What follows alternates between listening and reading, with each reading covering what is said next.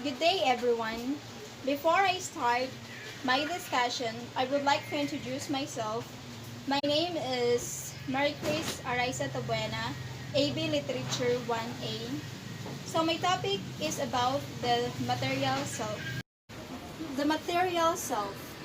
A material self, in the words of William James, the Harvard psychologist and giant of the American intellectual scene in the late 19th century, a man's sin is the sum total of all that he can call his.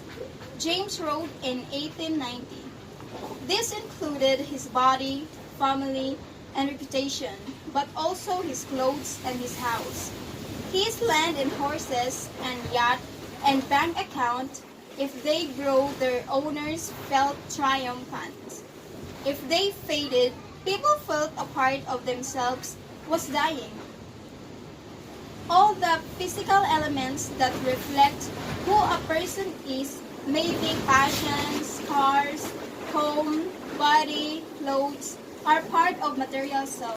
Think of yourself that of what you are clothed of, what interests you or are passionate about, what you spend for. The material self crave for clothes not only to cover the essential parts of the body, but also to decorate the self. People for extra clothing unnecessary for the weather, yet may find it fashionable. Women wear jacket, cardigan, blazer, and shawl too.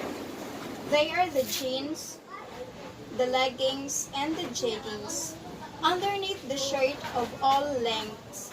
Men also have their own shoe of fashion for a cardigan sweater with sole collar, or maybe stylish cravat to match long sleeves. Moreover, the material self is constituted by our bodies, clothes, immediate family, and home. It is the things, according to James, that we are most deeply affected because of our investment to self within these things. The more we invest of ourselves in these objects, is the more attached we initiatively are to them.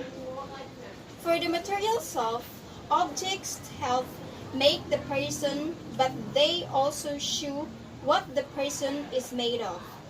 It means the use and display of wealth remains powerful and controversial, and nowhere more so than for the super rich. Private wealth has continued to find different outlets, changing with generations and shaped by national cultures and value systems.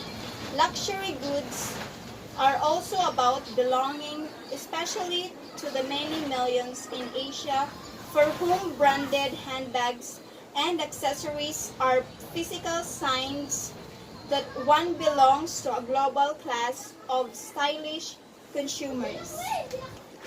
Curtis, 2017, manifested that cash can have serious bearing on one's belief regarding the way a person views him or herself. There are the evidence behind the idea that money can change people. One is the social and business value. Second is self-efficiency and service. Third is self-view. Fourth, ethics. Five is the addiction. A social and business value. Heyman and Ariely, 2004, surmised that there are two motivations for completing a given task. The first is social by recognizing a task. Social value, person sees it has a worthy investment of time and part of his or her social duty, and he or she is usually happy to help it out. When money is offered as the motivation, however, people start thinking less of the social aspect and more about the business. Number two, self-efficiency and service. Those who are conscious of money typically strive to become more sufficient than those whom money isn't priority. When giving a very difficult and even impossible task with instructions that help was available, it was the money-related group that seemed the most intent in getting the job done alone. Even when it is not possible to finish the task solo, it only means that money-conscious individuals are more self-sufficient than their peers, particularly when money is made the focus. The third is the self-view. The amount one earns could have an effect on how he or she, both himself and herself and others. The wealthiest people are those with deeper sense of class essentialism, the idea that differences between classes are based upon identity and genetics, rather than circumstances. Poor people tend to believe that social class was not related to genes, that essentially anyone can be poor. But rich people were more likely to believe that wealth was part of genes and identity, that they were entitled to wealth based upon their personal circumstances and actions. Wealthy people also believe that more or less life is fair and people mostly get what they deserve. The fourth is the ethics. Those who perceive themselves to be in a higher class were the most likely to engage in unethical behavior, particularly when a symbol of wealth was introduced, such as cutting of a pedestrian.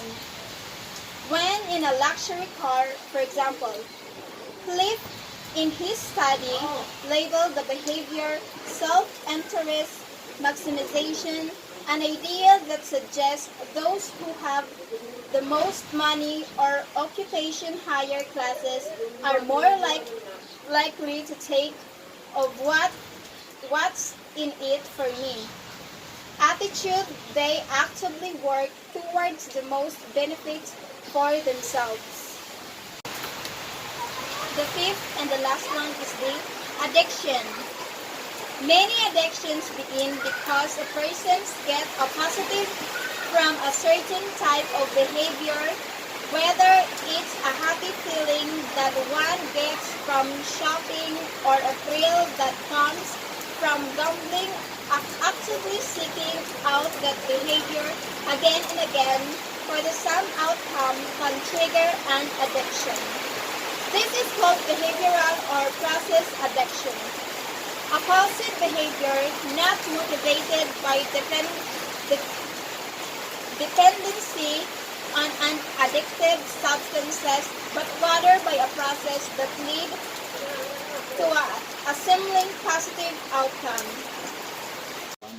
And that is the coverage of my discussion, the material. So thank you for listening, and I hope you get some knowledge about that. Thank you.